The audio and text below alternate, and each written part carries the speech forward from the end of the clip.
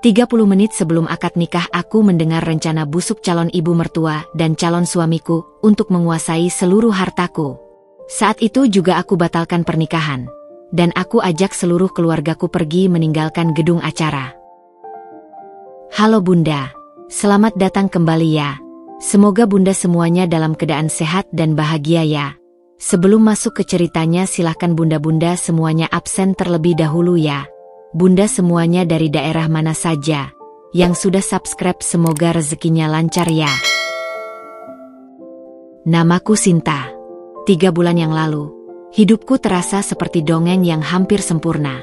Aku adalah seorang wanita mandiri yang beruntung, tidak hanya dalam karir, sebagai pemilik butik yang cukup sukses, tapi juga dalam hal cinta. Aku bertemu dengan Andri, seorang pria yang berhasil membuat hatiku luluh. Dia memiliki senyum yang hangat, tutur kata yang sopan, dan sikap yang selalu membuatku merasa dilindungi. Kami bertemu di sebuah acara amal, dan sejak itu, dia tak pernah lelah menunjukkan betapa seriusnya dia dalam menjalin hubungan denganku. Andri bukan dari keluarga kaya, dan itu tidak pernah menjadi masalah bagiku. Justru, aku menghargai kerja kerasnya sebagai seorang manajer di sebuah perusahaan properti kecil. Dia selalu berkata, "Aku tidak butuh hartamu, Sinta. Aku hanya butuh kamu." Kalimat itu, yang diucapkan dengan mata tulusnya, selalu berhasil meredakan keraguanku, terutama ketika orang-orang terdekatku, termasuk ayah dan ibuku, mengingatkanku untuk lebih berhati-hati. Persiapan pernikahan kami sudah matang. Gedung mewah sudah dipesan, dekorasi bunga mawar putih dan lilin beraroma vanila telah disiapkan, dan undangan yang tercetak rapi telah disebar ke ribuan tamu. Acara ini memang akan menjadi pesta termegah di kota. Ayahku, dengan cinta yang tulus, bersikeras untuk memberikan yang terbaik untuk pernikahan putri satu-satunya. Dia bilang, "Pernikahan ini adalah simbol kebahagiaanmu. Nak, jangan ada satupun yang kurang." Aku tahu, semua ini bukan karena ingin pamer, melainkan bentuk kasih sayang tak terbatas dari ayah dan ibuku. Di sisi lain, ada sosok yang selalu membuatku merasa sedikit tidak nyaman. Ibu Andri, Ibu Rini. Di awal, ia terlihat sangat baik dan menyayangiku. Namun, seiring berjalannya waktu, aku mulai merasakan kejanggalan dalam setiap percakapan kami. Setiap kali kami bertemu, ia selalu saja mengungkit aset-aset yang aku miliki. "Sinta, butikmu laris sekali ya? Berapa omsetnya per bulan?" Atau, "Rumah ini besar sekali. Pasti harganya mahal, kan? Apa ini milikmu sendiri?" Pertanyaan-pertanyaan itu, yang seharusnya terdengar biasa, terasa seperti interogasi. Aku selalu mencoba menepis kecurigaan itu dengan berpikir bahwa dia hanya ingin lebih mengenal calon menantunya. Aku pun selalu menjawabnya dengan sabar dan jujur. "Ini semua hasil kerja keras ayah dan ibu, Bu. Aku hanya meneruskan dan mengembangkannya." Andri selalu membela ibunya setiap kali aku mengeluh tentang hal ini. "Ibuku hanya bangga punya calon menantu sepertimu, Sinta. Dia tidak punya niat buruk," katanya sambil mengusap lembut tanganku. Aku percaya padanya. Aku mencintainya. Dan cinta seringkali membutakan. Hari ini adalah hari yang paling kutunggu. Hari akad nikah. Aku duduk di depan cermin, mengenakan gaun putih yang dirancang khusus, dengan tiara perak yang berkilauan di kepalaku. Wajahku dipoles dengan riasan yang membuatku terlihat bagai seorang putri. Semua terasa sempurna. Ayah dan ibuku duduk di sampingku, tersenyum bangga. "Semua sudah siap, Nak," kata ayahku, matanya berkaca-kaca. "Kamu akan menjadi istri yang baik." Aku tersenyum, hatiku penuh kebahagiaan. Tidak ada yang bisa mengganggu kebahagiaan ini, pikirku. Tidak ada satupun. Aku salah. Kebahagiaan itu, yang telah kubangun selama berbulan-bulan, akan hancur dalam 30 menit ke depan. Di belakang pintu ruang rias ini, 2 orang yang sangat aku percaya akan merencanakan sesuatu yang akan mengubah hidupku selamanya. Dan aku, yang tidak pernah curiga, akan menjadi saksi bisu dari pengkhianatan yang paling pahit. Bagaimana menurut Anda? Apakah bab pertama ini sudah cukup menarik dan membangun dasar cerita yang kuat? Jika Anda setuju, saya akan melanjutkan ke bab berikutnya yang akan menjadi titik pemicu dari semua konflik. Pernikahan kami tinggal menghitung hari. 3 hari lagi, aku akan resmi menjadi Nyonya Andri. Namun, alih-alih diliputi kegembiraan murni, hatiku justru mulai dihuni oleh gejolak kecil yang aneh. Gejolak itu bukan datang dari Andri, melainkan dari ibunya, Ibu Rini. Intensitas pertanyaan dan komentar beliau tentang aset-asetku semakin meningkat, seolah-olah dia sedang menyusun teka-teki finansial yang hanya bisa dipecahkan dengan data-data hartaku. Suatu sore, Ibu Rini datang ke butikku. Ini adalah kunjungan pertamanya. Biasanya, kami hanya bertemu di rumah atau di restoran. Dia menatap sekeliling dengan mata yang berbinar, bukan karena kagum pada gaun-gaun indah yang kugantung, melainkan karena menghitung nilai yang ada di sana. "Sinta, butikmu ini besar sekali," katanya. Suaranya terdengar terlalu manis. "Pasti omsetnya bisa puluhan, bahkan ratusan juta per bulan, ya?" Aku tersenyum canggung. "Alhamdulillah, Bu. Kami punya beberapa pelanggan setia. Tapi semua ini berkat kerja keras almarhum kakek dan nenek yang merintis dari nol. Aku hanya meneruskan." Ibu Rini mengangguk-angguk, namun matanya tidak lepas dari sebuah mesin kasir yang baru saja kubeli. "Kalau butik ini sudah mapan, apa kamu berencana untuk membuka cabang lagi?" "Tentu saja setelah menikah nanti, ya. Mungkin Andri bisa membantumu mengelola keuangan. Dia sangat teliti soal angka-angka." Kalimat itu membuatku sedikit terkejut. Selama ini, Andri tidak pernah sekalipun mengintervensi urusan bisnisku. Dia selalu menghormati batasan itu. Dia bahkan sering berkata, "Urusan bisnismu adalah duniamu sendiri, sayang. Aku percaya penuh padamu." Setelah Ibu Rini pergi, aku menceritakan percakapan itu kepada Andri. Dia hanya tertawa ringan. "Ah, itu biasa, sayang. Ibuku memang sedikit cerewet soal bisnis. Dia hanya khawatir kita tidak bisa mengurus keuangan dengan baik setelah menikah. Lagi pula, kan kita memang akan menjadi satu keluarga. Wajar kalau dia ingin tahu." "Jangan terlalu dipikirkan," jawabnya santai. Aku mencoba meyakinkan diriku bahwa Andri benar. Namun, ada satu hal lagi yang mengganjal. Beberapa hari sebelumnya, Ibu Rini mengajakku ke sebuah notaris. Dia bilang, itu untuk mengurus surat-surat warisan yang akan kuterima dari ayah dan ibuku, agar tidak ribet setelah menikah nanti. Awalnya aku menolak, karena merasa hal itu tidak perlu buru-buru. Tapi Ibu Rini terus mendesak. "Sinta, ini untuk kebaikan kalian berdua. Supaya nanti kalau ada apa-apa, hakmu sebagai istri sah Andri terlindungi. Lagi pula, kita harus mempersiapkan segala sesuatu, kan?" Kata-kata itu terdengar logis. Aku pun akhirnya setuju. Di kantor notaris, Ibu Rini menyerahkan beberapa dokumen yang katanya adalah daftar aset yang akan kuterima.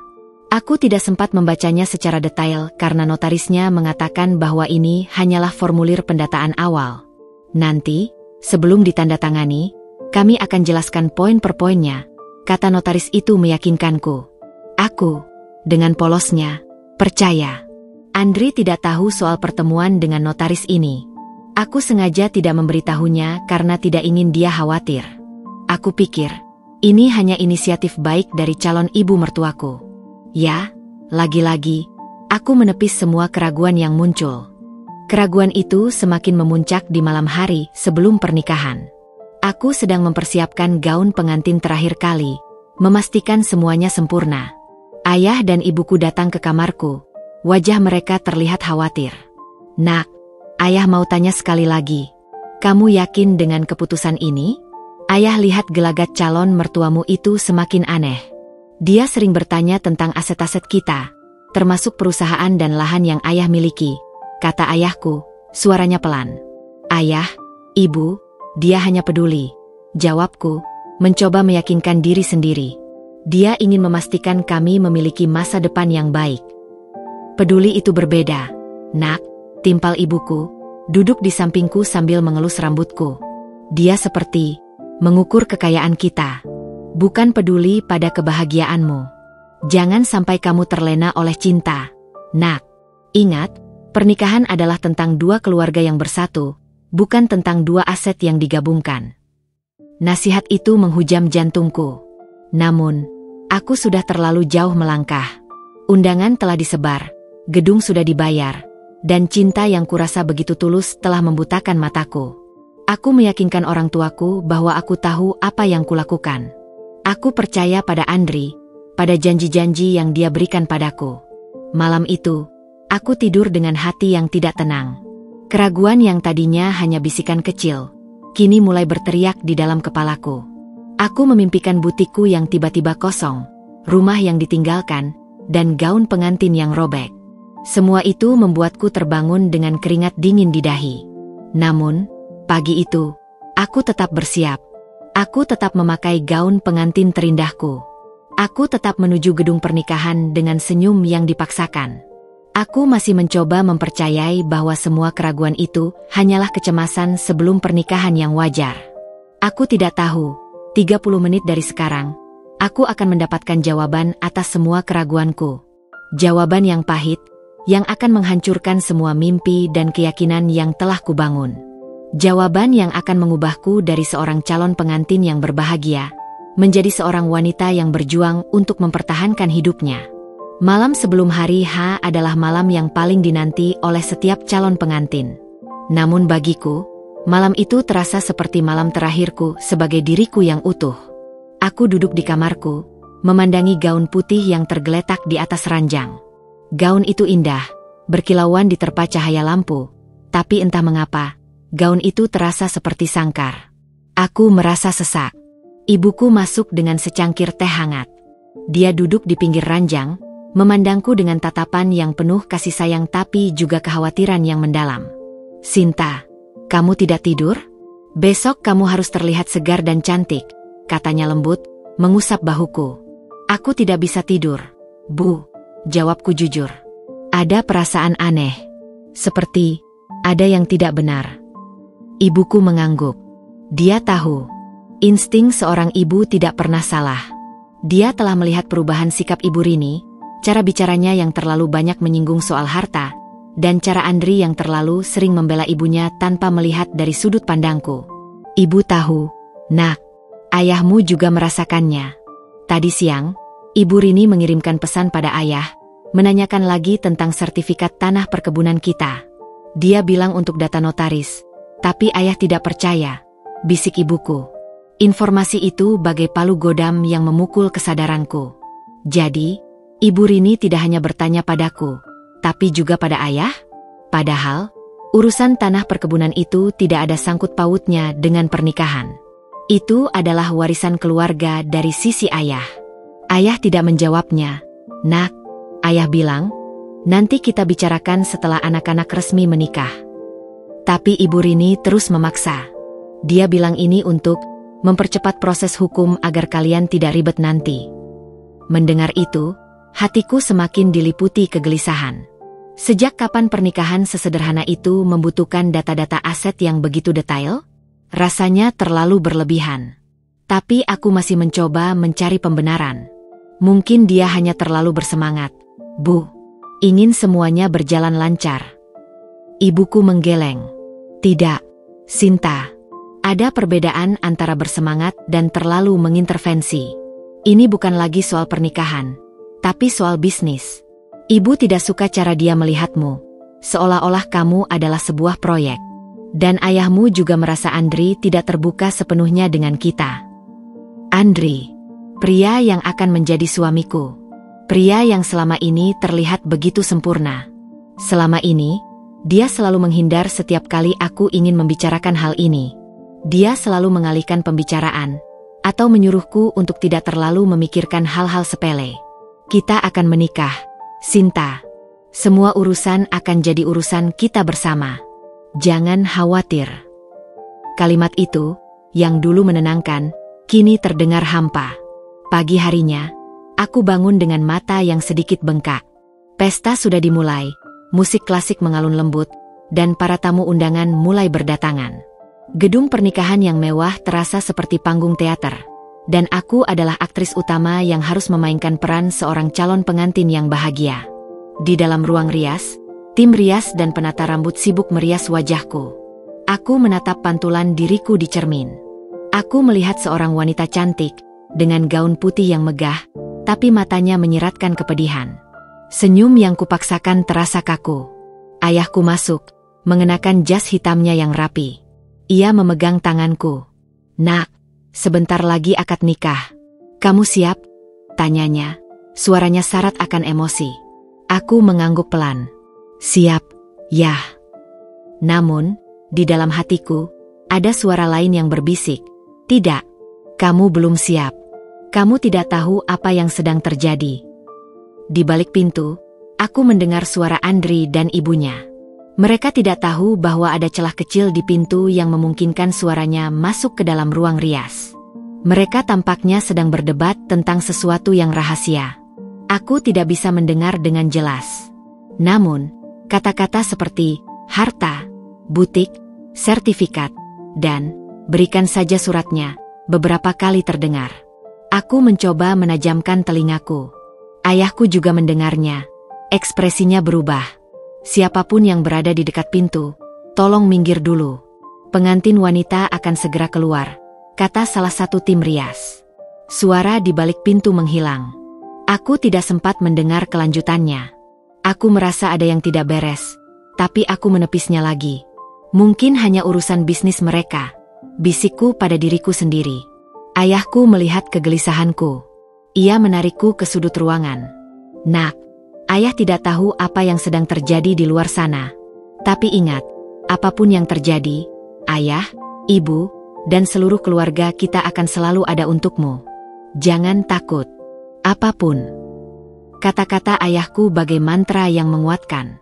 Setidaknya, aku tahu aku tidak sendirian. Namun, aku masih berpikir positif.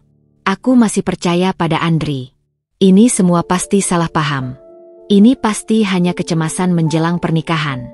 Ya, itu saja. 30 menit sebelum akad nikah. Gaun putihku sempurna, riasanku paripurna. Aku akan segera keluar dari ruangan ini, berjalan menuju pelaminan, dan mengucapkan janji suci di hadapan semua orang. Tidak ada yang bisa merusak momen ini. Dan tepat saat itu, seseorang memanggil ayahku. Ia keluar sebentar untuk menerima telepon. Aku sendirian, dikelilingi oleh para perias yang sedang menyelesaikan sentuhan akhir. Satu bisikan yang tidak disengaja, satu kalimat yang tidak sengaja terdengar, akan mengakhiri kebahagiaan semu yang telah kubangun selama berbulan-bulan. Aku akan mendengar kebenaran. Yang paling pahit, pengkhianatan yang paling kejam, yang akan mengubah hidupku selamanya. Semua keraguan, semua pertanda yang kuabaikan, akan terungkap dalam satu momen yang menghancurkan. Dan aku, yang tadinya hanya seorang calon pengantin yang naif, akan menjadi seorang pejuang yang berani. Jantungku berdebar tak karuan. 30 menit sebelum akad, aku duduk sendirian di sofa megah di ruang rias. Para perias baru saja keluar untuk mengambil beberapa perlengkapan tambahan. Ayahku juga masih di luar, menerima telepon penting yang entah mengapa harus diangkat saat-saat genting seperti ini. Aku mencoba menarik napas dalam-dalam, mengendalikan kegugupanku. Kerudungku yang panjang dan berenda putih terasa sangat berat. Tiba-tiba, aku mendengar suara. Bukan dari luar, melainkan dari balik pintu kayu mahoni besar yang menghubungkan ruang rias ini dengan lorong belakang gedung. Pintu itu, yang kukira tertutup rapat, ternyata tidak. Ada celah kecil yang terbuka, mungkin hanya beberapa sentimeter. Celah itu bagai mata kunci yang mengintip ke dalam sebuah dunia rahasia. Suara itu adalah suara Andri. Ia terdengar gusar. "Bu, aku sudah bilang, jangan sekarang." Sinta mulai curiga. Suara Ibu Rini menjawab, terdengar lebih dingin dan menuntut. "Curiga apa? Dia terlalu bodoh untuk curiga. Lihat saja dia. Dia rela menyerahkan semua hartanya demi cinta. Kita sudah sejauh ini. Andri, jangan sampai gagal hanya karena kecerobohanmu." Napas berhenti di tenggorokanku. Aku membeku di tempatku. Aku tahu aku seharusnya tidak mendengar ini, tapi kakiku seolah terpaku di lantai. Aku mendekatkan telingaku ke celah pintu itu. Perlahan, dengan hati-hati, aku mengintip. Aku melihat mereka berdua, Andri dan Ibu Rini, berdiri di lorong itu. Ekspresi Andri terlihat tegang, sementara Ibu Rini menyeringai, senyum kemenangan yang menjijikan terukir di bibirnya. "Sinta sudah menyerahkan semua dokumen pendataan aset, Bu," termasuk daftar sertifikat butik dan tanah warisan dari kakeknya, bisik Andri. Tapi ayahnya curiga dan tidak mau memberikan sertifikat aslinya sekarang. Dia bilang nanti saja setelah pernikahan. Bodoh. Kenapa tidak kau ambil saja dari Sinta? Dia pasti menyimpannya di rumah, desis Ibu Rini. Suaranya naik 1 oktav. Tugasmu hanya satu, Andri. Buat dia jatuh cinta dan percaya sepenuhnya padamu, sampai dia rela menandatangani surat apapun yang kita berikan. Dan kau berhasil, kan? Ya, tapi kita harus lebih hati-hati, Bu. Aku tidak mau dia tahu, kata Andri, suaranya terdengar cemas. Tahu apa? Kau pikir dia akan tahu?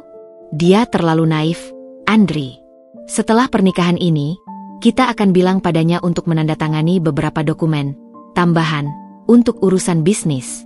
Kita sudah siapkan semuanya, termasuk surat kuasa penuh untuk mengelola aset-asetnya. Lalu, setelah semua harta itu atas nama kita tinggalkan dia. Ibu Rini tertawa kecil, tawa yang menusuk hingga ke ulu hatiku. Setiap kata yang mereka ucapkan bagai pisau yang menusukku berulang kali. Ini bukan kecemasan. Ini bukan salah paham. Ini adalah kenyataan yang paling kejam. Janji-janji manis Andri, kata-kata cinta yang selama ini kurasa tulus, semuanya adalah kebohongan. Senyumnya, pelukannya, semua itu hanyalah topeng untuk menyembunyikan rencana busuk ini. Aku sudah meminta ayah Sinta untuk menandatangani surat perjanjian kerjasama baru dengan perusahaan kita, Bu. Itu hanya trik agar dia mau menyerahkan beberapa dokumen penting. Andri menjelaskan lagi. Bagus, anakku. Kau memang pintar, puji Ibu Rini. Dia tidak sadar kalau surat yang dia tandatangani itu sebenarnya adalah surat pengalihan aset. Ayahnya hanya membaca judulnya, tapi tidak membacanya sampai tuntas. Malam ini juga, setelah akad, kita akan suruh Sinta menandatangani semua dokumen itu. Tidak perlu menunggu besok. Jadi, kita akan menguras semua hartanya, Bu. Butiknya, rumahnya, tanah-tanah miliknya, kata Andri, suaranya terdengar ragu, seolah dia sendiri tidak yakin dengan apa yang dilakukannya. Tentu saja, kita akan mulai dengan butiknya yang paling menguntungkan. Setelah itu, kita jual semua asetnya satu persatu. Uang itu akan kita gunakan untuk modal usaha baru kita di luar negeri. Setelah itu, kita tinggalkan dia. Kita akan hidup mewah, nak, tanpa perlu bekerja keras lagi. Berkat kebodohan Sinta yang jatuh cinta pada seorang pria miskin sepertimu, jawab Ibu Rini penuh kemenangan. Mendengar kata-kata itu, pandanganku mendadak kabur. Kepalaku terasa pusing. Aku nyaris terjatuh. Aku menahan diri dengan berpegangan pada dinding. Rasanya seperti seluruh duniaku runtuh seketika. Cinta yang kurasa adalah segalanya, ternyata hanyalah alat untuk menguras harta.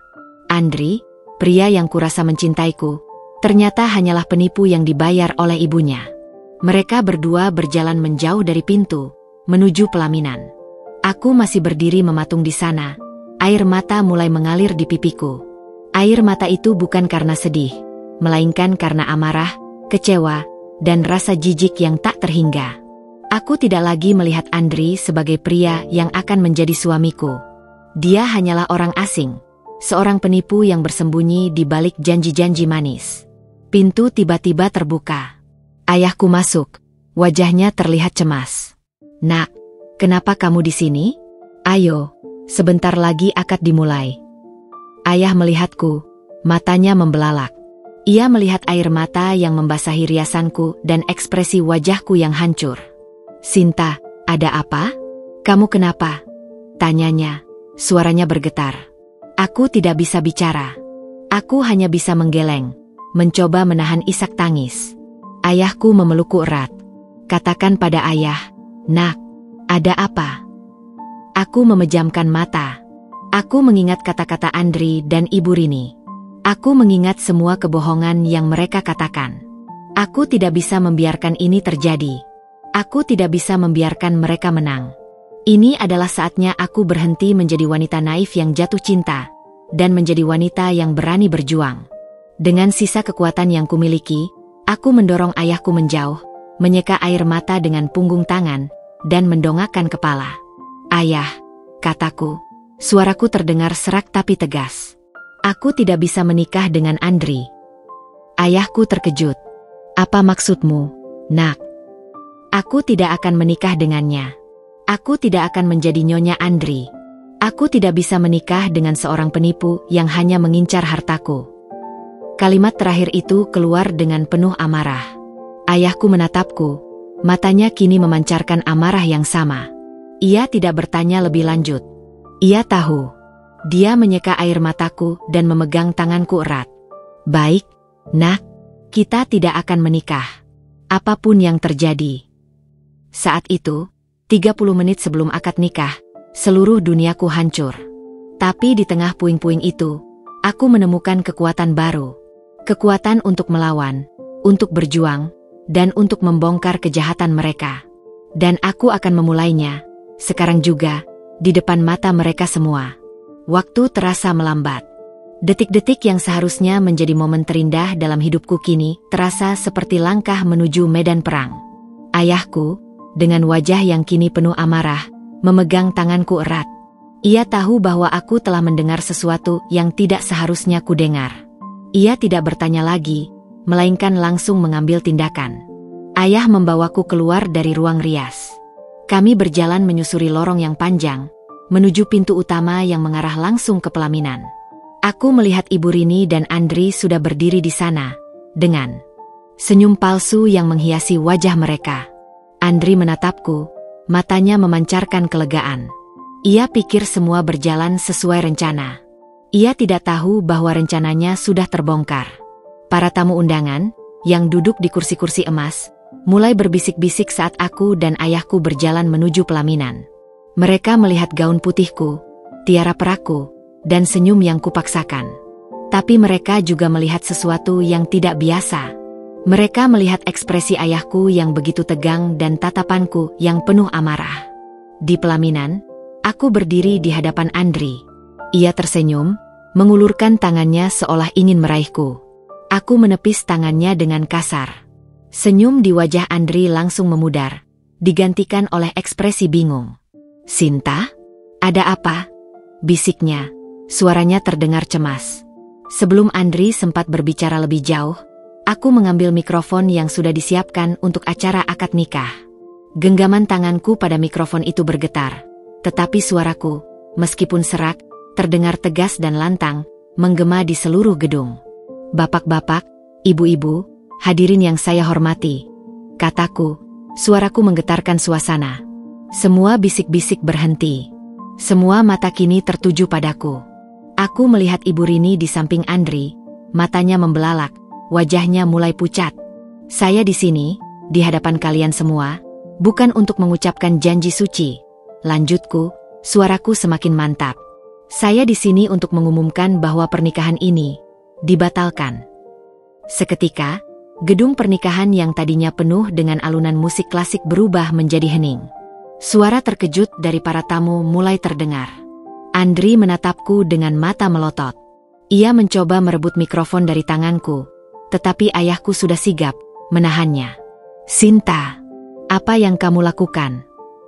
Kamu gila, bisik Andri dengan nada mengancam. Aku mengabaikannya dan menatap lurus ke arah para tamu, terutama ke arah keluarga Andri yang duduk di barisan depan. Aku melihat mereka semua, yang tadinya tersenyum, kini wajah mereka pucat pasi. Saya mengumumkan pembatalan ini karena saya baru saja mendengar kebenaran yang paling pahit. Kataku, suaraku sedikit bergetar karena emosi yang meluap. Kebenaran bahwa calon suami saya, Andri, dan calon ibu mertua saya, Ibu Rini, telah merencanakan sesuatu yang busuk. Mereka bukan mengincar cinta saya, melainkan seluruh harta yang saya miliki. Kata-kataku bagai petir yang menyambar. Suara riuh rendah kembali terdengar dari para tamu. Beberapa orang berbisik, tidak percaya. Beberapa lainnya terlihat terkejut. Ibu Rini, yang tadinya berdiri tegak, kini hampir terjatuh. Ia berpegangan pada pinggiran meja. Sinta, tutup mulutmu. Kamu jangan mengarang cerita, teriak Ibu Rini, suaranya melengking. Wajahnya yang tadinya cerah, kini terlihat beringas. Mengarang cerita? Saya dengar semuanya, Ibu Rini. balasku, dengan suara yang dipenuhi amarah. Saya dengar bagaimana Anda berdua merencanakan untuk membuat saya menandatangani surat-surat palsu, menguras butik saya, rumah saya, dan seluruh aset keluarga saya. Kalian berdua hanyalah penipu yang bersembunyi di balik kata cinta. Andri yang tadinya terdiam, kini mulai menunjukkan wajah aslinya. Wajah yang tadinya penuh cinta, kini terlihat penuh amarah dan kebencian. Sinta, kamu akan menyesal, ancamnya. Ayahku melangkah maju, berdiri di depanku, melindungi. Jangan berani-beraninya kamu menyentuh putriku. Andri, gertaknya. Melihat kekacauan yang terjadi, ibuku dan saudara perempuanku, Maya, bergegas naik ke pelaminan. Mereka berdiri di sampingku, memberikan kekuatan. Keluarga kami kini bersatu, menghadapi keluarga penipu itu. Ayah, ibu, kita pergi dari sini, kataku, menarik ayah dan ibu. Aku menoleh ke arah Andri dan Ibu Rini, memberikan tatapan terakhir yang penuh penghinaan. Pesta ini berakhir. Kalian bisa simpan semua dekorasi dan makanan ini untuk merayakan kegagalan kalian. Tanpa menoleh lagi, aku melangkah turun dari pelaminan. Ayahku, ibuku, dan Maya mengikutiku. Semua mata masih terfokus pada kami. Beberapa tamu undangan yang mengenalku dengan baik langsung berdiri, menunjukkan dukungan mereka. Kami berjalan meninggalkan gedung pernikahan yang megah. Di belakangku, aku mendengar suara Ibu Rini yang berteriak-teriak, memaki-maki. Aku juga mendengar suara Andri yang dipenuhi amarah dan rasa malu. Tapi aku tidak menoleh. Aku tidak peduli. Aku melangkah keluar dari gedung itu, napas lega yang luar biasa membanjiri dadaku. Gaun pengantinku terasa ringan. Tiara di kepalaku terasa seperti mahkota kemenangan, bukan mahkota kesedihan. Di luar, sinar matahari sore menyapaku, seolah menyambutku ke dalam kehidupan baru. Kehidupan yang tidak lagi dihiasi oleh kebohongan dan pengkhianatan. Aku memang kehilangan hari pernikahan impianku, tapi aku tidak kehilangan diriku. Dan itu adalah kemenangan yang jauh lebih berharga. Perjalanan ini belum berakhir. Ini baru permulaan dari babak baru. Pertarungan hukum, pertarungan untuk mendapatkan kembali keadilan, dan pertarungan untuk menyembuhkan luka di hati akan dimulai. Dan kali ini, aku akan menghadapinya dengan kepala tegak. Pintu gedung pernikahan tertutup di belakang kami dengan bunyi debam yang keras, seolah menutup babak lama dalam hidupku. Di luar, udara sore terasa begitu segar, sejuk menyentuh kulitku yang masih dibalut gaun pengantin. Kaki-kakiku terasa ringan, meskipun riasan di wajahku mulai luntur oleh air mata dan keringat. Aku tidak lagi merasa sebagai pengantin yang hancur, melainkan seperti seorang prajurit yang baru saja lolos dari jebakan maut. Di sampingku, ayah dan ibu berjalan dengan langkah cepat, wajah mereka menunjukkan perpaduan antara kemarahan dan kelegaan. Apa yang terjadi, nak? Apa yang kamu dengar? Tanya ibuku, suaranya bergetar. Aku menarik napas dalam-dalam, mencoba menenangkan diri. Aku dengar semuanya, Bu. Di balik pintu ruang rias, mereka berdua berencana untuk menguras habis semua harta kita. Mereka menyebut butikku, rumah, bahkan tanah-tanah ayah. Ayahku berhenti, mengepalkan tangannya. Aku sudah curiga, gumamnya, matanya menatap tajam ke belakang, seolah menembus dinding gedung. Tapi aku tidak menyangka mereka sejahat ini. Tiba-tiba, suara langkah kaki terdengar di belakang kami. Itu adalah keluarga Andri. Mereka keluar dari gedung dengan wajah marah dan bingung. Ibu Rini berjalan di depan, dengan wajah memerah menahan amarah, diikuti oleh Andri yang wajahnya pucat pasi. Sinta, kamu tidak bisa melakukan ini. Kamu sudah merusak reputasi kami, teriak Ibu Rini. Andri mencoba menenangkan ibunya, tapi matanya menatapku dengan tatapan yang dingin dan mengancam. Kamu akan menyesal, Sinta. Kamu sudah mempermalukan kami. Ayahku melangkah maju, menghalangi Andri. Pergi dari sini. Jangan pernah mendekati putriku lagi, atau kalian akan berhadapan denganku, gertaknya. Melihat ayahku yang begitu marah, Andri dan Ibu Rini terdiam sejenak. Mereka tidak menyangka bahwa aku akan mendapat dukungan penuh dari keluargaku. Setelah beberapa saat, mereka berbalik dan kembali masuk ke dalam gedung, mungkin untuk menghadapi para tamu undangan yang kebingungan. Kami naik ke mobil dan langsung melaju pulang. Selama perjalanan, keheningan menyelimuti kami. Masing-masing dari kami sibuk dengan pikiran sendiri. Aku, dengan perasaanku yang campur aduk antara sakit hati, amarah, dan rasa lega. Ayah dan ibuku, dengan kekhawatiran dan kemarahan yang membuncah. Sesampainya di rumah, ayahku memintaku untuk mengganti gaun dan beristirahat. Aku masuk ke kamar, melepaskan gaun pengantin yang terasa seperti penjara. Aku menatap diriku di cermin. Wajahku tidak lagi menunjukkan sosok calon pengantin yang bahagia. Yang ada hanyalah sosok wanita yang terluka, tapi juga kuat. Setelah mengganti pakaian, aku turun. Ayah, ibu, dan kakakku sudah duduk di ruang keluarga. Mereka terlihat serius. Ayah menghela napas panjang dan mulai bicara. "Sinta, kita tidak bisa membiarkan ini begitu saja. Mereka sudah mencoreng nama baik kita. Kita harus membalasnya," katanya. Suaranya mantap. "Kita akan tuntut mereka." "Ayah," kataku, "kita harus pastikan mereka tidak bisa melakukan hal yang sama pada orang lain." Ibuku menggeleng. "Tuntut itu perlu, nak. Tapi kita harus lebih cerdik. Kita harus buktikan bahwa mereka benar-benar ingin menipu kita, dan kita punya bukti-bukti yang tidak terbantahkan." "Apa yang kita punya, Bu?" tanyaku. Ayahku membuka laptopnya. Ayah sudah merekam semua percakapan Ibu Rini dengan ayah. Tentang sertifikat tanah, tentang butikmu. Ayah juga punya salinan dokumen yang diserahkan oleh notaris. Ayah sudah merasa ada yang tidak beres. Makanya ayah tidak pernah memberikan dokumen aslinya. Aku terkejut. Ayahku ternyata jauh lebih cerdik daripada yang kubayangkan. "Ayah, terima kasih," kataku. Air mataku kembali mengalir. Ayah memelukku erat. "Kita akan memulai penyelidikan kita sendiri, nak. Kita akan cari tahu siapa notaris itu, apakah dia memang kaki tangan mereka, dan apa saja dokumen palsu yang sudah mereka siapkan," lanjut ayah. "Kita harus kumpulkan semua bukti sebelum kita ke pengadilan. Kita tidak akan memberi mereka kesempatan untuk melarikan diri." Malam itu, aku tidak bisa tidur. Pikiranku dipenuhi oleh rencana yang matang. Aku tidak lagi memikirkan pernikahan yang gagal, tapi bagaimana caranya membuat mereka berdua merasakan akibat dari perbuatan mereka.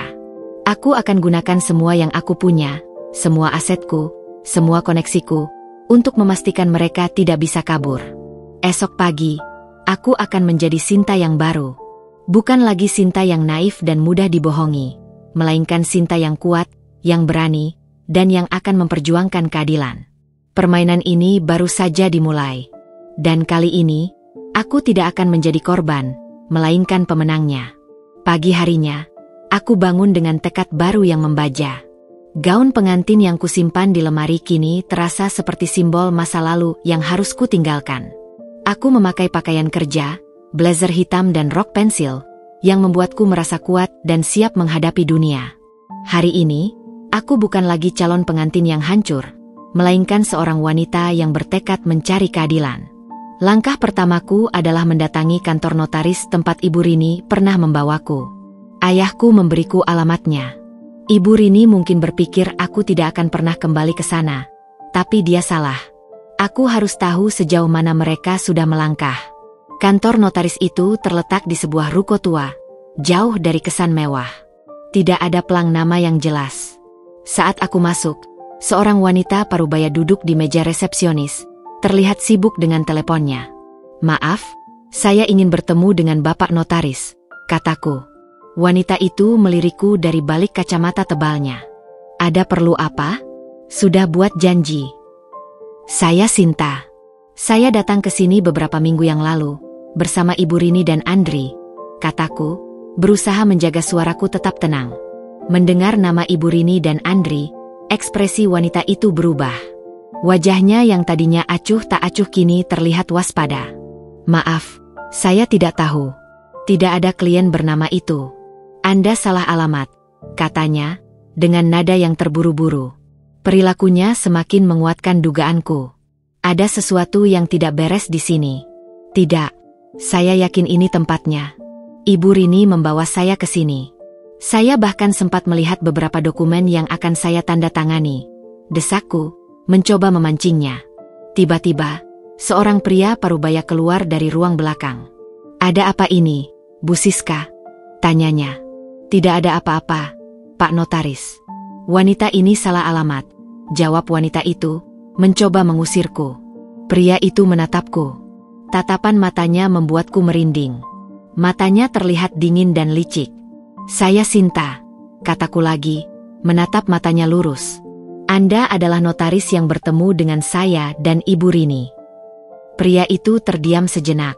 "Ya, saya ingat," jawabnya akhirnya, dengan senyum yang tidak sampai ke matanya. "Ada yang bisa saya bantu, Nona?" "Saya ingin tahu, dokumen apa yang Anda siapkan untuk saya? Dan siapa yang meminta Anda untuk menyiapkannya?" tanyaku langsung, tanpa basa-basi. Notaris itu tertawa kecil. "Maaf, Nona. Itu rahasia klien. Saya tidak bisa memberitahu Anda."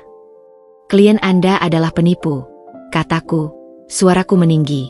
"Mereka berencana untuk menguras habis seluruh harta saya. Saya tahu Anda terlibat.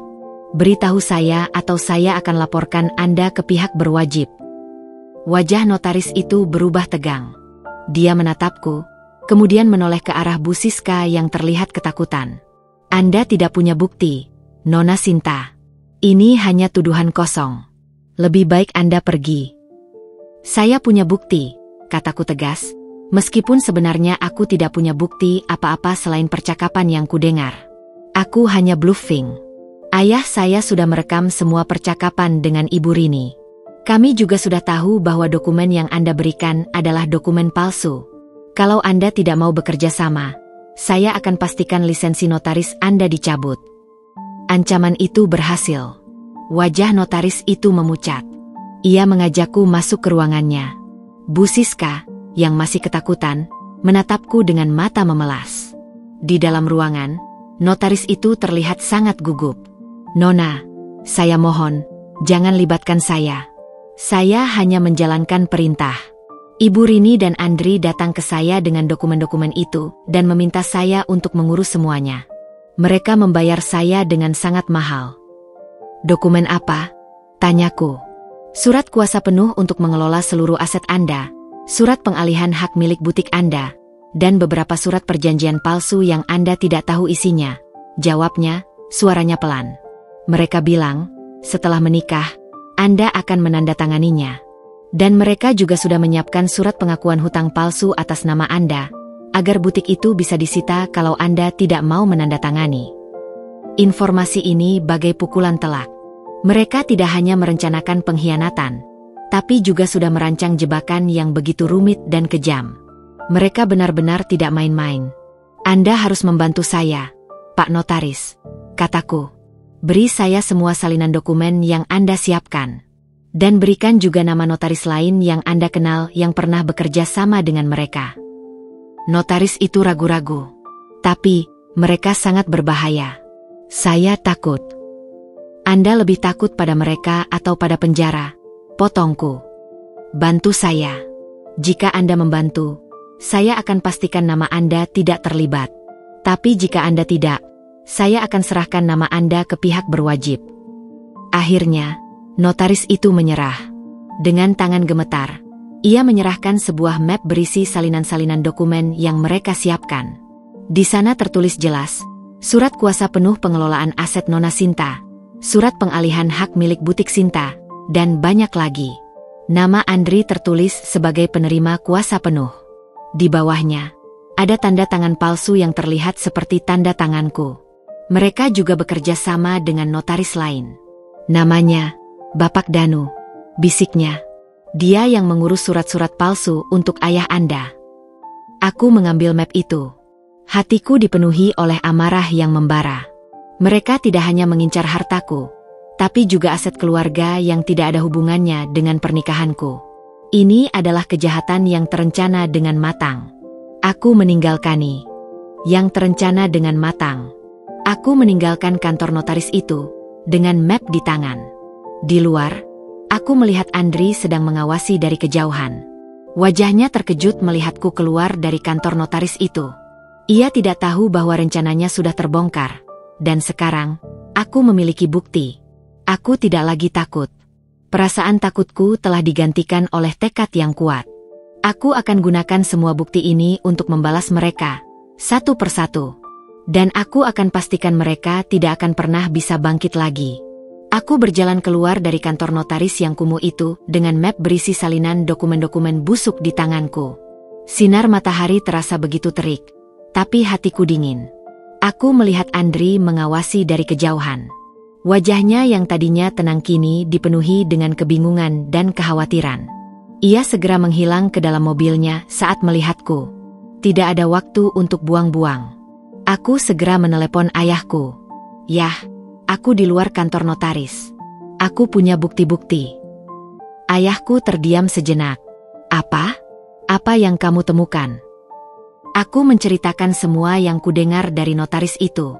Dari surat kuasa palsu, surat pengalihan hak milik butikku, hingga rencana mereka untuk menyita butikku dengan surat utang palsu.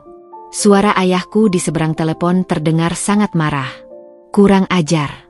Mereka benar-benar tidak main-main. Ayah akan hubungi pengacara kita sekarang, katanya dengan nada mengancam. Kamu jangan kemana-mana, Sinta. Tunggu ayah. Aku tahu, aku tidak bisa hanya menunggu. Aku harus melakukan sesuatu. Aku harus menemui mereka, dengan semua bukti yang sudah kupegang. Aku tidak ingin mereka punya waktu untuk menyusun strategi baru.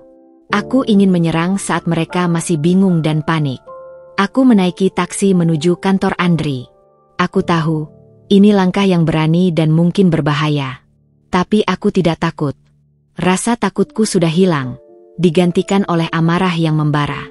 Aku tidak ingin lagi menjadi korban. Setibanya di sana, aku langsung menuju ruangan Andri.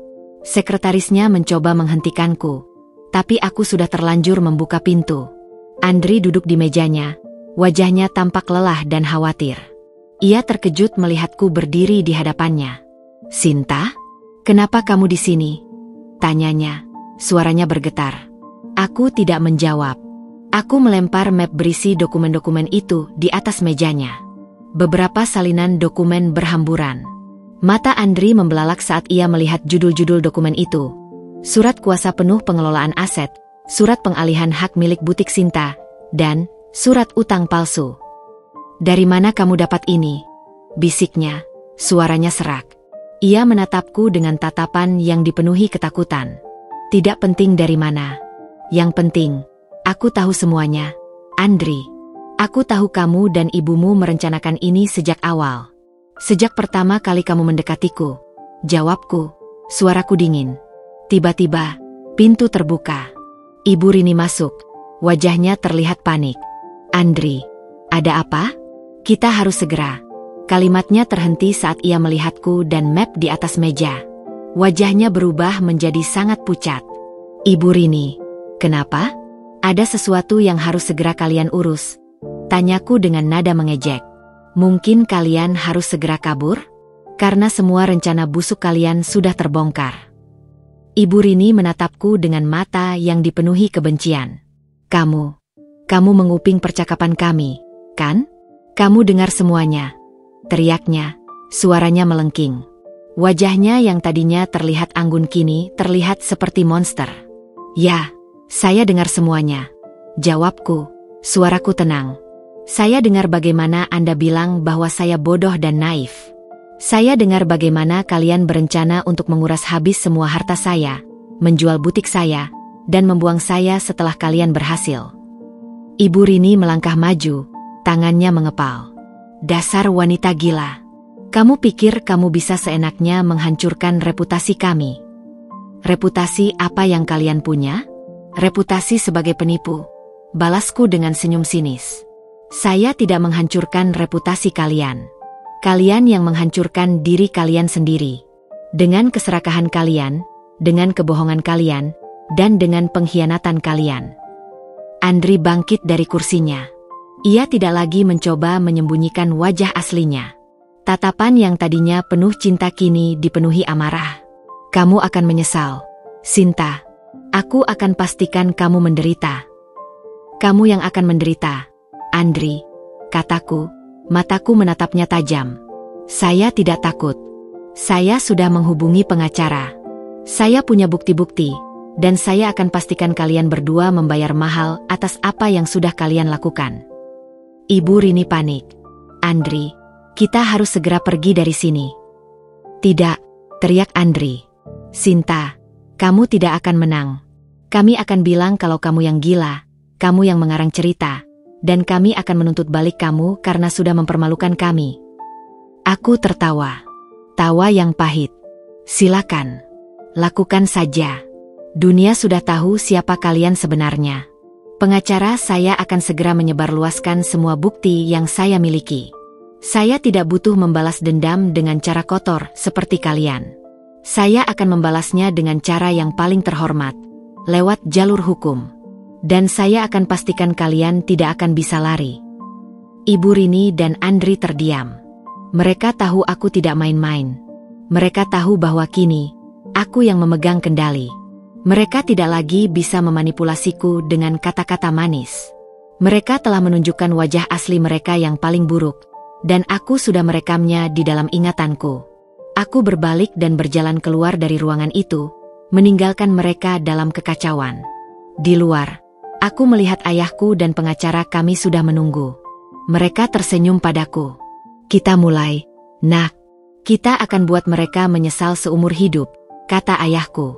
Aku mengangguk. Pertarungan ini tidak lagi tentang cinta yang gagal, atau pernikahan yang hancur. Ini adalah pertarungan antara kebenaran dan kebohongan, antara keadilan dan keserakahan. Dan aku, Sinta, akan menjadi pemenangnya. Konfrontasi di kantor Andri bukanlah akhir, melainkan awal dari perang. Setelah meninggalkan mereka yang terdiam dalam kepanikan, ayahku langsung membawa kami ke kantor pengacara keluarga, Bapak Hermawan.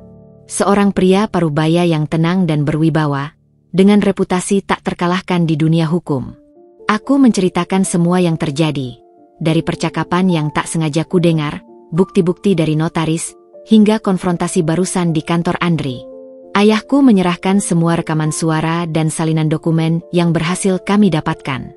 Bapak Hermawan mendengarkan dengan seksama, sesekali mengangguk, dan matanya memancarkan ketenangan yang menular.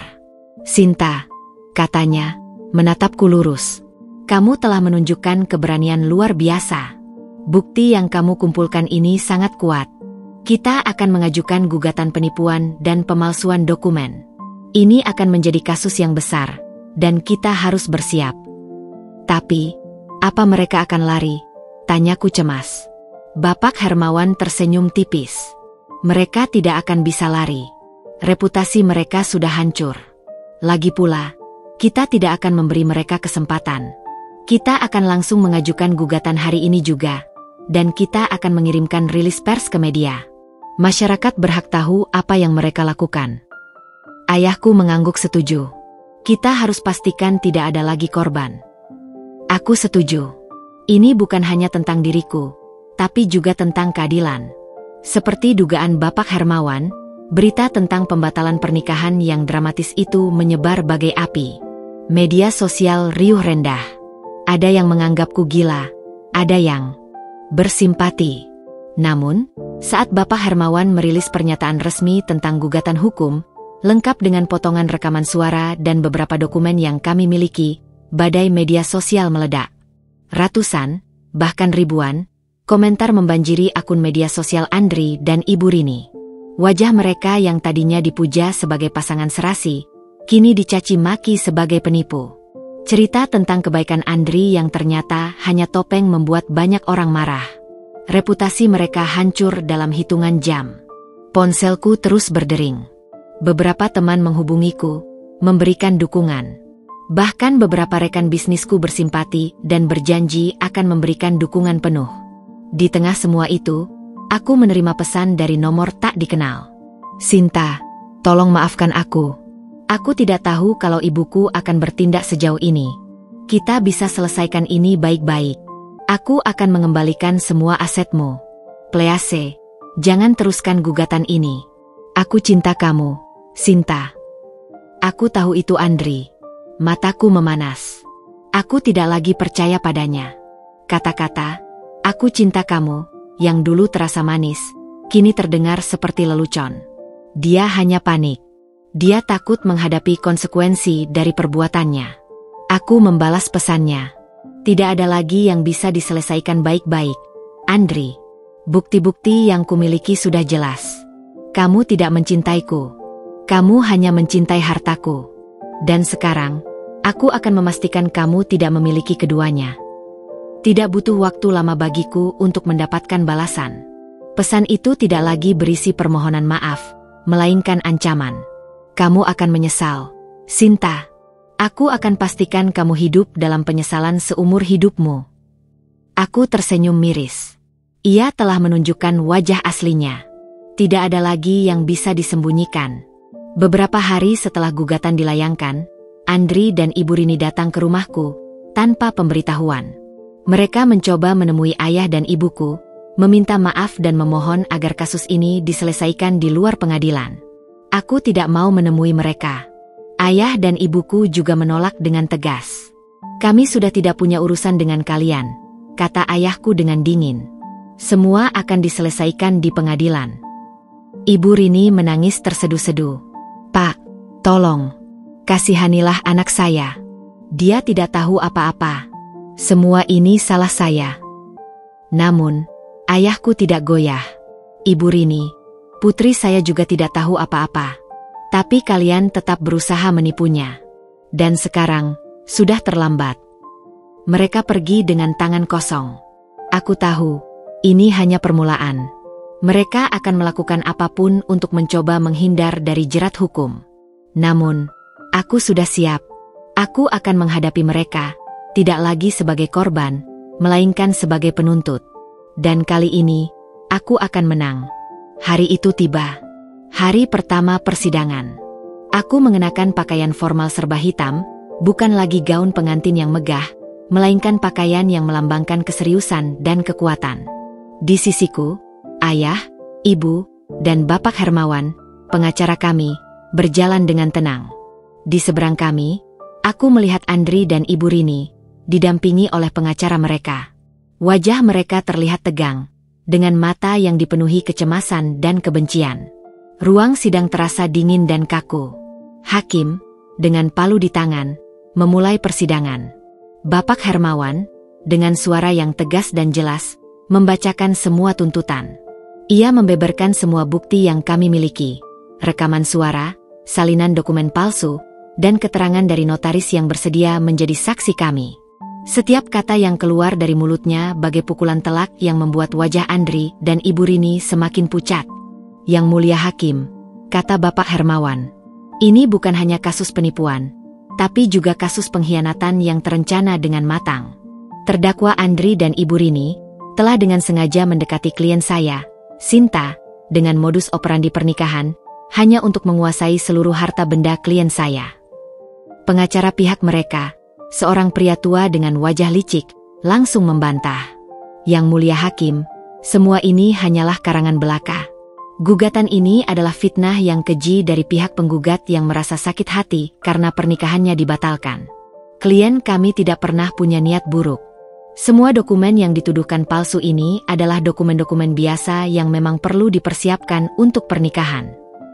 Andri, dengan suara yang gemetar, mencoba membela diri. Yang mulia hakim, saya sangat mencintai Sinta. Semua ini hanyalah kesalahpahaman. Ibu saya memang sedikit cerewet soal keuangan, tapi itu hanya karena dia ingin memastikan masa depan kami. Saya bersumpah, saya tidak pernah berniat mengambil sepeser pun harta Sinta. Aku mendengarkan kebohongan itu dengan amarah yang membara. Ia masih berani menyebut cinta di ruang sidang? Aku meminta izin kepada Bapak Hermawan untuk bicara, dan dia mengangguk. Yang mulia hakim, kataku, suaraku lantang dan tegas. Apa yang dikatakan Andri adalah kebohongan. Dia bilang ini kesalahpahaman? Silakan yang mulia hakim mendengarkan rekaman suara ini. Di dalam rekaman ini, dia dan ibunya, Ibu Rini, secara terang-terangan berencana untuk menguasai harta saya. Bapak Hermawan segera memutar rekaman suara. Suara Andri dan Ibu Rini, yang penuh dengan rencana busuk dan tawa kemenangan, menggema di seluruh ruang sidang. Setiap kata yang mereka ucapkan, yang pernah membuatku hancur, kini menjadi senjata yang mematikan bagi mereka. Suasana di ruang sidang menjadi tegang. Wajah Andri dan Ibu Rini berubah. Ketakutan kini menggantikan kecemasan. Mereka saling melirik, lalu menatap tajam ke arahku. Ibu Rini, dengan mata berapi-api, mencoba menuduhku memanipulasi rekaman. Itu tidak benar. Rekaman itu palsu, teriaknya. Dia memfitnah kami. Hakim menggebrak palu. Tolong tenang. Pengadilan akan meminta ahli forensik untuk memeriksa keaslian rekaman ini. Sidang ditunda. Setelah sidang ditunda, Andri dan Ibu Rini langsung mendatangi kami. Wajah mereka tidak lagi menunjukkan kebohongan, melainkan kepanikan yang nyata. Sinta, ayo kita bicara. Kita bisa selesaikan ini di luar pengadilan, pinta Andri. Sudah terlambat, Andri, jawabku dingin. Kamu dan ibumu tidak punya hak untuk memohon. Semua sudah terlanjur. Sekarang, kalian hadapi saja konsekuensinya. Ibu Rini maju, air matanya kini tidak lagi palsu. Sinta, tolong maafkan saya. Saya sudah tua. Saya tidak berpikir jernih. Saya hanya ingin melihat anak saya bahagia. Bahagia di atas penderitaan orang lain. Kataku, suaraku meninggi. Bukan hanya saya, tapi kalian juga berencana untuk menipu ayah saya. Kalian sudah melewati batas. Dan sekarang, kalian harus menerima akibatnya. Ayahku dan Bapak Hermawan berdiri di sampingku, memberikan dukungan penuh. Mereka tahu aku tidak akan menyerah. Kami akan buktikan bahwa kalian bersalah. Andri, kata ayahku. Kalian tidak hanya menipu putri saya, tapi kalian juga menipu kepercayaan kami. Kalian akan membayar mahal. Andri dan Ibu Rini tidak bisa lagi membela diri. Dengan wajah tertunduk, mereka kembali ke sisi pengacara mereka. Mereka tahu, rekaman itu adalah bukti tak terbantahkan yang akan membawa mereka ke kehancuran. Malam harinya, aku mendapat banyak pesan dari teman-teman dan kerabat. Mereka semua bangga padaku. Ayah dan ibuku memelukku erat, mengatakan bahwa aku telah menjadi wanita yang sangat kuat. Aku tidak lagi merasa sebagai korban, tapi sebagai pemenang. Ini baru permulaan, tapi aku tahu, aku sudah selangkah lebih dekat menuju keadilan. Dan aku akan terus berjuang sampai akhir. Persidangan dilanjutkan. Ruang sidang yang tadinya tegang kini dipenuhi oleh aura yang semakin mencekam. Analisis forensik telah membuktikan bahwa rekaman suara yang kami ajukan adalah asli dan tidak dimanipulasi. Bukti ini bagai bom waktu yang meledak, menghancurkan pembelaan Andri dan Ibu Rini yang selama ini berpegang pada alibi fitnah dan kesalahpahaman. Pengacara mereka mencoba mengalihkan perhatian, menuduh Sinta memanipulasi situasi karena cinta yang bertepuk sebelah tangan. Mereka mencoba menggambarkan diriku sebagai wanita yang sakit hati dan tidak bisa menerima kenyataan. Namun, Bapak Hermawan, dengan ketenangannya, berhasil mematahkan setiap argumen mereka. Yang Mulia Hakim, kata Bapak Hermawan, kami telah membuktikan motif. Kami telah membuktikan niat busuk para terdakwa. Namun, ada satu hal lagi yang ingin kami buktikan, bahwa ini bukan hanya sekadar niat, tetapi sudah ada kerjasama dengan pihak lain untuk melancarkan penipuan ini. Bapak Hermawan meminta hakim untuk memanggil saksi yang kami rahasiakan identitasnya. Ruang sidang menjadi hening. Aku tidak tahu siapa saksi ini. Ayahku hanya mengatakan bahwa ia adalah seseorang yang dapat memberikan informasi penting. Pintu samping terbuka, dan seorang wanita parubaya masuk. Itu adalah Bu Siska, sekretaris notaris yang aku temui di ruko kumuh. Wajahnya terlihat pucat dan ketakutan. Ia berjalan perlahan, menundukkan kepalanya, dan duduk di kursi saksi. Perkenalkan, Yang Mulia Hakim, kata Bapak Hermawan, saksi kami adalah Ibu Siska, sekretaris dari notaris yang membantu terdakwa Andri dan Ibu Rini dalam menyusun dokumen-dokumen palsu.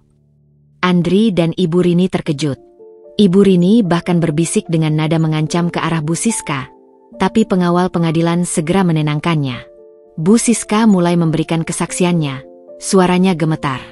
Saya melihat semuanya, katanya. Andri dan Ibu Rini datang ke kantor kami berkali-kali. Mereka meminta notaris untuk menyiapkan surat kuasa palsu, surat pengalihan hak milik butik, dan surat utang palsu atas nama Sinta.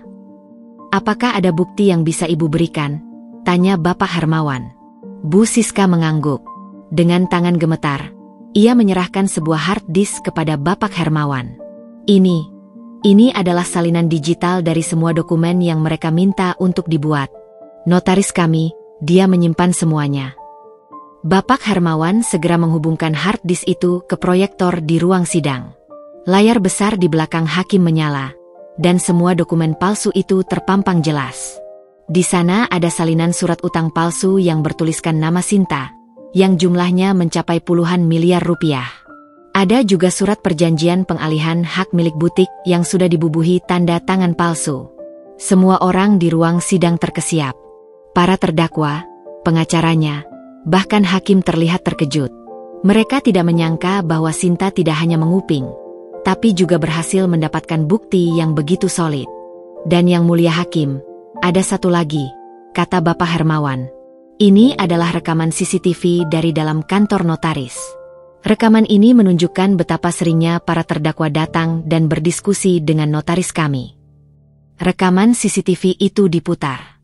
Di sana terlihat Andri dan Ibu Rini berulang kali mendatangi kantor notaris, berdiskusi dengan serius, dan tertawa gembira setelah notaris menyerahkan dokumen-dokumen itu. Ekspresi wajah mereka yang penuh kemenangan di rekaman itu, kontras dengan wajah mereka yang kini ketakutan. Andri tidak bisa menahan diri lagi. Ia bangkit dan berteriak, "Itu tidak benar. Itu fitnah. Kalian memanipulasi semua ini." Hakim menggebrak palu dengan keras. Terdakwa, harap tenang.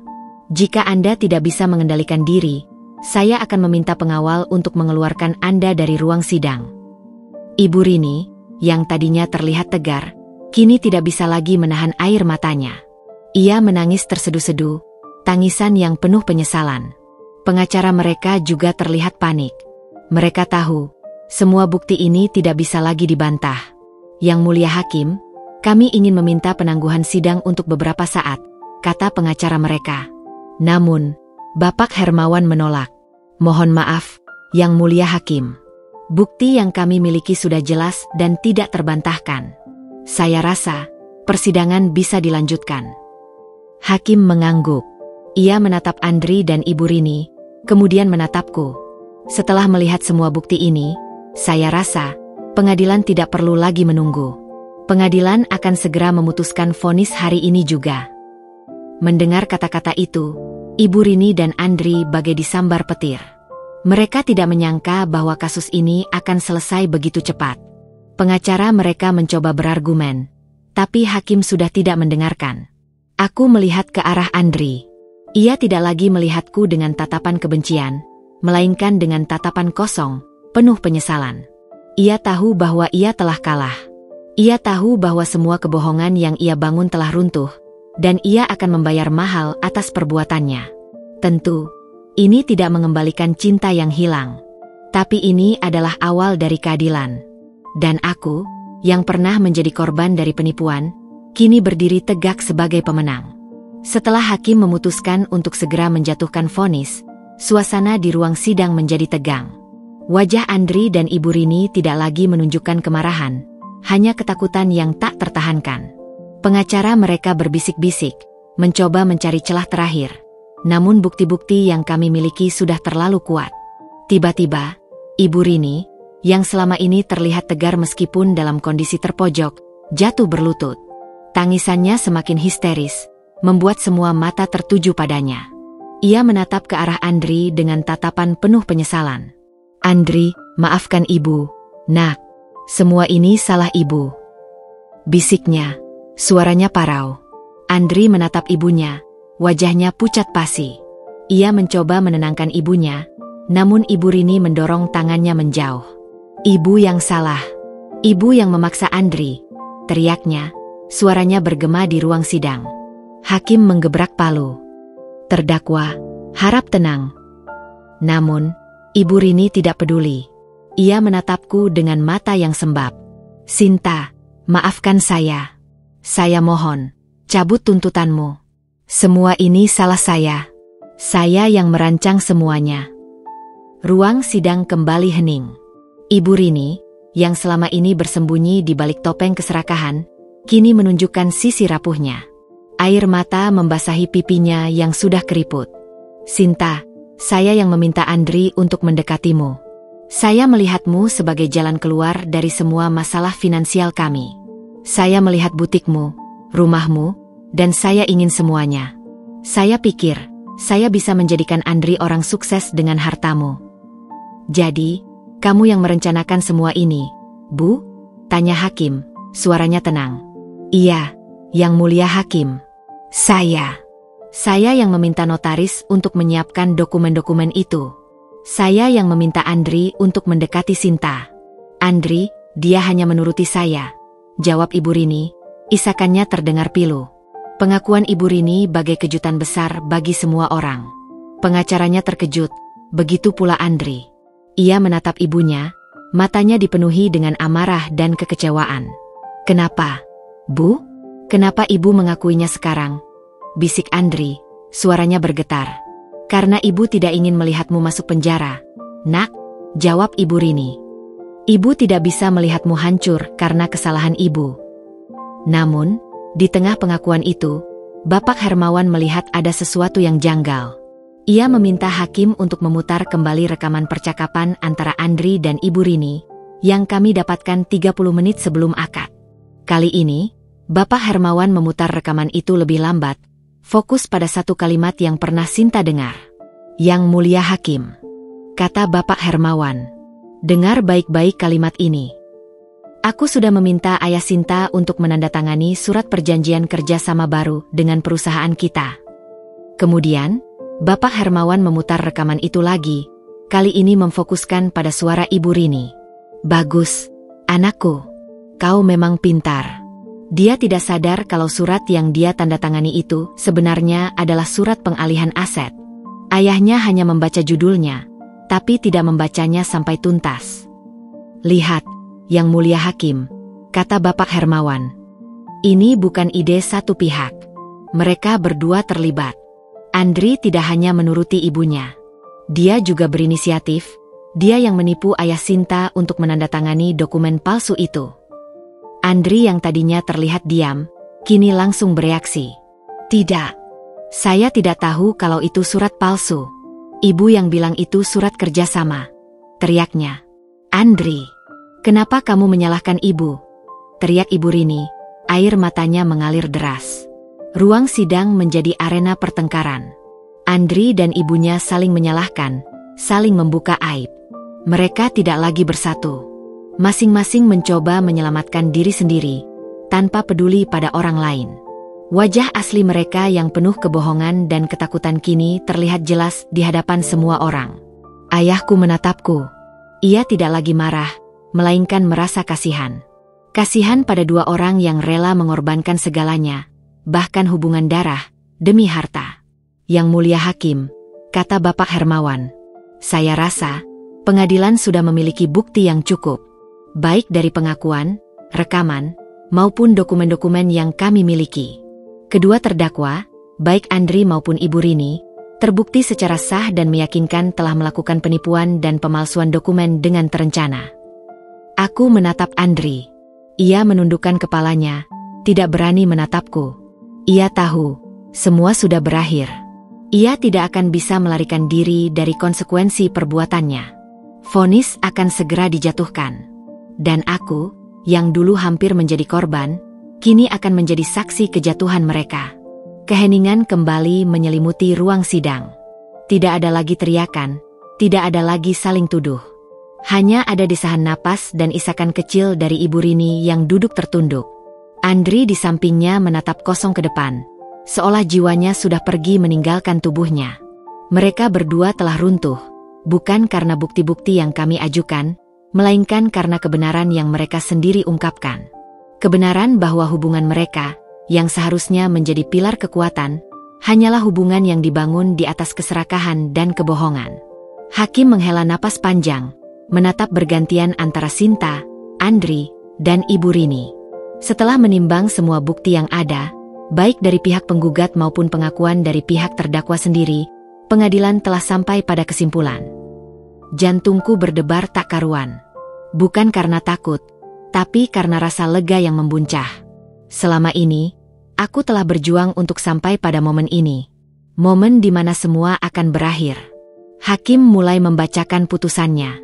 Dengan ini, pengadilan menyatakan terdakwa Andri dan terdakwa Ibu Rini terbukti secara sah dan meyakinkan bersalah atas tindak pidana penipuan dan pemalsuan dokumen yang dilakukan secara terencana.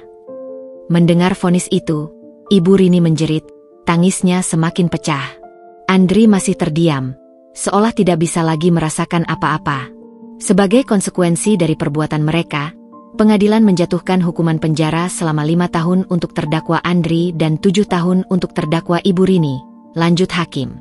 Selain itu, pengadilan juga memerintahkan para terdakwa untuk membayar ganti rugi material dan imaterial kepada pihak penggugat, Sinta, dengan total sebesar 10 miliar rupiah. Semua aset yang mereka miliki akan disita untuk menutupi kerugian tersebut.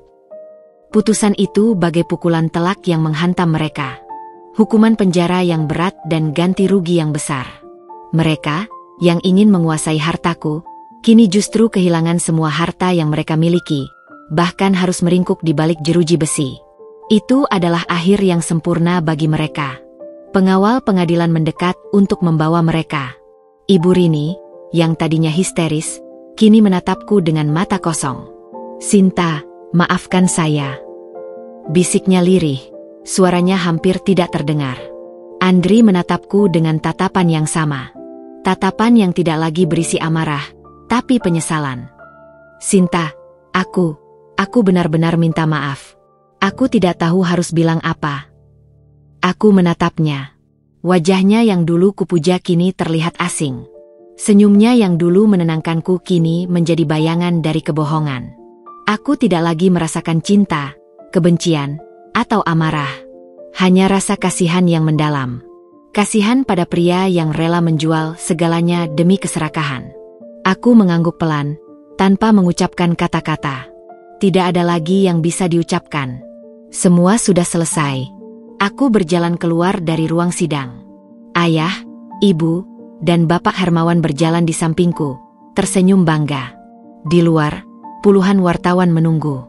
Mereka mengerubungi kami, menanyakan perasaanku. Saya hanya ingin keadilan, kataku dengan tenang. Saya hanya ingin memastikan mereka tidak bisa melakukan hal yang sama pada orang lain. Keesokan harinya, berita tentang vonis itu menyebar ke seluruh negeri. Kasus ini menjadi sorotan media, menjadi pelajaran bagi banyak orang. Kisahku, yang tadinya merupakan kisah cinta yang tragis, kini menjadi kisah tentang kekuatan seorang wanita dalam menghadapi pengkhianatan. Namun, di balik semua kemenangan itu, aku masih merasa kosong. Cinta yang dulu kurasa begitu indah, kini hanya menjadi kenangan pahit.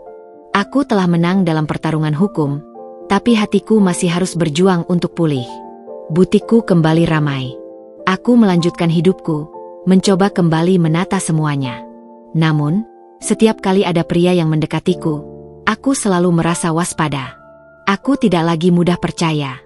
Aku telah belajar bahwa di balik senyum yang paling manis, bisa saja ada rencana busuk yang tersembunyi. Meskipun begitu, aku tidak akan membiarkan trauma ini menghentikan langkahku. Aku telah menang. Aku telah membuktikan pada diriku sendiri bahwa aku kuat. Dan itu, lebih dari segalanya, adalah kemenangan terbesar yang pernah aku raih. 1 bulan telah berlalu sejak vonis dijatuhkan. Nama Andri dan Ibu Rini, yang dulu sering muncul di media sebagai pasangan harmonis, kini tenggelam dalam berita-berita lain.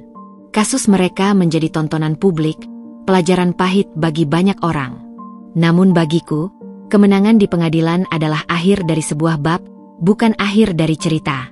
Ada luka yang harus disembuhkan, ada trauma yang harus diatasi. Awalnya, aku kembali ke rutinitas lama, mengelola butik, bertemu dengan klien, dan menghabiskan waktu bersama keluargaku. Tapi aku sadar, ada yang berubah di dalam diriku. Aku tidak lagi melihat dunia dengan mata yang sama. Aku menjadi lebih waspada, lebih berhati-hati. Setiap kali ada orang baru yang mendekatiku, instingku langsung waspada. Ada tembok yang secara tidak sadar kubangun di sekeliling hatiku. Suatu sore, aku duduk di butikku. Seorang klien lama, Ibu Maya, datang untuk mengambil gaun pesanannya. Ia menatapku dengan mata penuh empati. "Sinta, saya ikut senang kamu bisa melewati ini semua," katanya, menggenggam tanganku. "Kamu wanita yang kuat." "Terima kasih, Bu," jawabku, tersenyum tipis. "Saya tidak akan bisa melakukannya tanpa dukungan keluarga saya." Ibu Maya menggeleng. "Tentu saja. Tapi keberanianmu untuk berjuang, untuk tidak menyerah, itu yang membuatmu luar biasa. Banyak orang di luar sana yang mungkin akan menyerah dan menerima nasib, tapi kamu tidak." Kata-kata Ibu Maya membuatku merenung. Ya, aku memang tidak menyerah. Tapi mengapa? Mengapa aku harus terus berjuang? Malam itu, aku duduk bersama ayah dan ibu di ruang keluarga. Ayahku menyerahkan sebuah dokumen. "Sinta, ini adalah laporan keuangan dari pengacara. Semua aset mereka sudah disita. Sisa kerugian yang tidak bisa ditutupi akan mereka bayar setelah mereka bebas nanti. Sebagian besar uang ganti rugi sudah cair dan sudah masuk ke rekeningmu." Aku menatap dokumen itu. Uang itu terasa hampa. Itu adalah uang dari air mata dan pengkhianatan. Aku tidak tahu harus berbuat apa dengan uang itu. "Ayah, aku tidak tahu harus diapakan uang ini," kataku. Ayahku tersenyum. "Nak, itu bukan uang yang kotor. Itu adalah uang hasil dari keadilan. Kamu berhak menerimanya. Kamu berhak memulai lagi." "Tapi, aku tidak bisa, aku takut," bisikku. "Aku takut jika aku membangun sesuatu lagi, akan ada orang lain yang datang untuk menghancurkannya." Ibuku memelukku. "Sinta, nak, luka itu pasti ada. Rasa takut itu wajar. Tapi jangan biarkan rasa takut itu menghentikanmu. Pernikahanmu mungkin hancur, tapi kamu tidak hancur. Bisnismu mungkin terancam, tapi kamu berhasil menyelamatkannya. Kamu harus bangkit. Kamu tidak boleh membiarkan mereka menang." "Tapi mereka sudah dipenjara, Bu," kataku. "Mereka sudah dipenjara." "Ya," timpal ayah. "Tapi kemenangan sejati bukan hanya di pengadilan. Kemenangan sejati adalah ketika kamu bisa berdiri tegak, bangkit dari keterpurukan, dan melanjutkan hidupmu dengan lebih baik dari sebelumnya. Itulah yang akan membuat mereka benar-benar kalah." Kata-kata mereka menyentuh hatiku. Mereka benar. Aku tidak boleh membiarkan mereka menang. Aku harus bangkit, tidak hanya untuk diriku sendiri, tetapi juga untuk menunjukkan kepada mereka, dan kepada dunia, bahwa aku tidak bisa dihancurkan. Aku mulai memikirkan kembali rencanaku. Uang ganti rugi itu, aku bisa menggunakannya untuk hal yang positif. Aku bisa mengembangkan butikku, membuka cabang baru, bahkan mungkin membuat yayasan untuk membantu wanita lain yang mengalami hal serupa. Hari-hari berikutnya, aku menghabiskan waktuku di butik, bukan hanya mengurus bisnis, tapi juga mencoba menyembuhkan diri. Aku mulai menyibukkan diri. Aku mempekerjakan lebih banyak karyawan, memperluas koleksi, dan bahkan mulai merancang gaun-gaun yang lebih berani. Aku juga mulai berani keluar dari zona nyamanku. Aku ikut seminar, bertemu dengan para pengusaha wanita sukses lainnya. Aku tidak lagi hanya menjadi Sinta, pemilik butik. Aku menjadi Sinta, seorang wanita yang kuat, yang berani, dan yang bertekad untuk menjadi lebih baik. Meskipun bekas luka di hatiku tidak akan pernah hilang, aku tahu bahwa luka itu bisa menjadi pengingat. Pengingat bahwa aku pernah jatuh, tapi aku berhasil bangkit. Pengingat bahwa aku pernah dibohongi, tapi aku berhasil menemukan kebenaran. Pengingat bahwa aku pernah menjadi korban, tapi aku bangkit sebagai pemenang. Hidupku belum sempurna, tapi aku tidak lagi peduli. Aku hanya peduli pada satu hal, bahwa aku akan terus maju. Aku akan membangun kembali hidupku, satu persatu, dengan keyakinan yang baru. Aku akan membuktikan bahwa cinta mungkin bisa membutakan, tapi kebenaran akan selalu membebaskan. Waktu adalah obat terbaik. 1 tahun telah berlalu sejak hari di mana hidupku berubah total. Butikku, Sinta S Butik, kini memiliki 2 cabang di kota yang berbeda. Aku memperluas bisnis ini, tidak hanya menjual gaun, tetapi juga membuka kelas desain untuk wanita muda yang ingin menjadi pengusaha. Aku ingin menginspirasi mereka, menunjukkan bahwa kegagalan bukanlah akhir dari segalanya. Kehidupanku kembali penuh. Aku sibuk, dan aku suka kesibukan itu. Aku menghabiskan banyak waktu bersama ayah dan ibu, dan juga dengan teman-temanku. Aku merasa utuh kembali. Hampir utuh. Luka di hatiku masih ada, tapi kini tidak lagi terasa sakit. Luka itu menjadi semacam tato, sebuah pengingat akan masa lalu yang gelap. Aku tidak lagi membenci Andri dan Ibu Rini. Aku memaafkan mereka, bukan untuk mereka, tapi untuk diriku sendiri. Aku tahu, membiarkan kebencian bersemayam di hati hanya akan merusak diriku sendiri. Di tengah kesibukanku, aku bertemu dengan seseorang yang tak terduga. Namanya Arya. Dia adalah seorang arsitek muda yang diminta untuk merenovasi salah satu cabang butikku. Dia memiliki senyum yang tulus dan mata yang memancarkan kejujuran. Dia juga ramah dan profesional. Dia selalu datang tepat waktu, selalu memberikan ide-ide yang cemerlang, dan yang terpenting, dia tidak pernah menanyakan urusan pribadiku. Suatu hari, saat kami sedang mendiskusikan desain interior, dia melihat album foto di mejaku. Di sana ada foto-foto pernikahanku yang gagal. Aku buru-buru menutupnya, merasa malu. "Maaf," katanya. "Aku tidak bermaksud lancang." "Tidak apa-apa," jawabku. "Itu masa lalu yang rumit." Dia mengangguk, tidak bertanya lebih lanjut. Justru, dia menceritakan kisah lucunya saat sedang membangun rumah, mencoba mengalihkan perhatianku dari topik sensitif itu. Aku tertawa. Tawa yang tulus, yang sudah lama tidak kurasakan. Hari-hari berikutnya, kami semakin dekat. Kami tidak hanya membicarakan pekerjaan, tetapi juga tentang hobi, film, dan buku favorit. Aku merasa nyaman bersamanya. Dia tidak pernah memaksaku untuk menceritakan masa laluku, tapi dia selalu ada di sana, siap mendengarkan jika aku butuh. Hingga suatu sore, setelah pekerjaan kami selesai, dia mengajakku minum kopi. Aku setuju. Kami duduk di sebuah kafe kecil, dengan suasana yang tenang. "Sinta," katanya, menatapku dengan mata yang tulus. Aku suka padamu." Jantungku berdebar kencang. Itu adalah kalimat yang sudah lama tidak kudengar. Dan kali ini, rasanya berbeda. Aku tidak merasakan ketakutan, tetapi kehangatan. "Aku tahu kamu punya masa lalu yang rumit," lanjutnya. "Aku dengar beritanya. Kamu wanita yang kuat. Kamu berhasil melewati semua itu. Aku tidak peduli dengan hartamu. Aku hanya peduli padamu." Aku menatapnya. Kalimat itu terasa sangat familiar. Tapi kali ini, aku bisa merasakannya. Aku bisa merasakan ketulusan di matanya. Aku bisa merasakan bahwa ia tidak berbohong. "Aku juga suka padamu, Arya," jawabku jujur. "Tapi aku takut. Aku takut jika aku membuka hatiku, akan ada orang lain yang datang untuk menghancurkannya." Arya meraih tanganku, menggenggamnya dengan lembut. "Aku mengerti. Aku tidak akan memaksamu. Kita bisa pelan-pelan. Aku akan menunggumu sampai kamu siap. Aku tidak butuh apa-apa darimu, Sinta.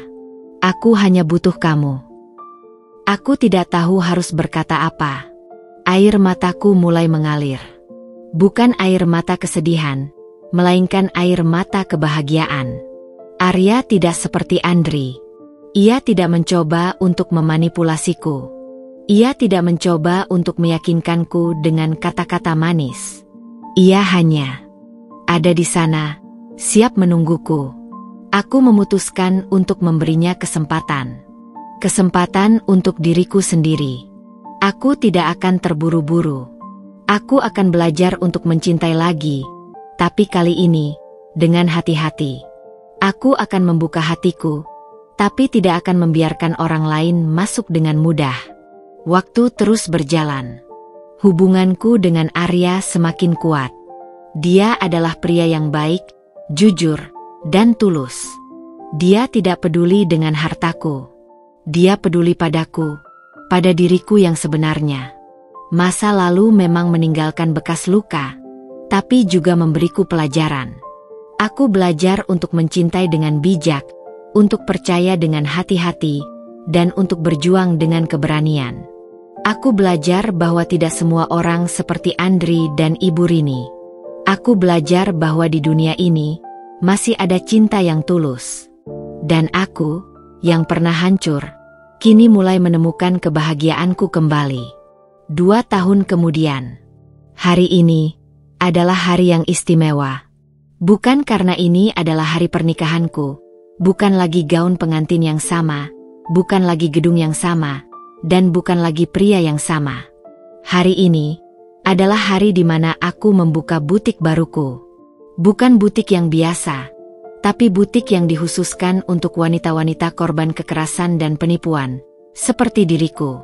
Di butik baru ini, aku menyediakan program khusus, kelas keterampilan menjahit, desain, dan manajemen bisnis secara gratis.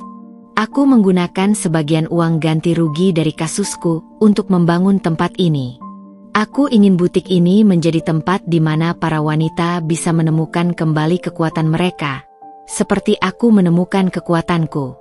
Tepat saat aku memotong pita, sebuah mobil mewah berhenti di depan butik. Pintu mobil terbuka, dan seorang pria tampan keluar. Dia adalah Arya. Ia berjalan ke arahku, menggenggam tanganku dengan lembut. "Selamat, Sinta," bisiknya. "Kamu berhasil." Aku tersenyum. "Terima kasih, Arya. Kamu selalu ada untukku." Ayah dan ibuku berdiri di sampingku. Mata mereka berkaca-kaca. Mereka memelukku erat.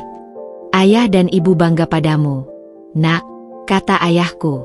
Malam itu, kami merayakan pembukaan butik di sebuah restoran kecil. Aku melihat ke sekeliling.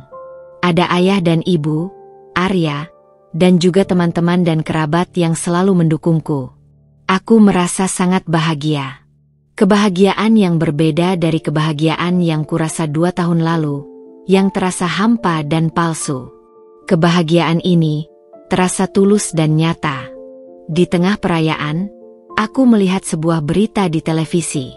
Berita itu menampilkan sebuah laporan tentang Andri dan Ibu Rini. Mereka terlihat kurus, dengan mata yang kosong. Mereka kini telah dibebaskan setelah menjalani sebagian masa hukuman. Namun mereka harus tetap membayar sisa ganti rugi. Harta mereka sudah habis. Mereka tidak punya apa-apa. Mereka juga harus mengurus semua surat-surat palsu yang pernah mereka buat. Nama mereka dicoret dari asosiasi bisnis. Reputasi mereka hancur, dan mereka tidak bisa lagi melakukan bisnis apapun. Mereka telah kehilangan segalanya.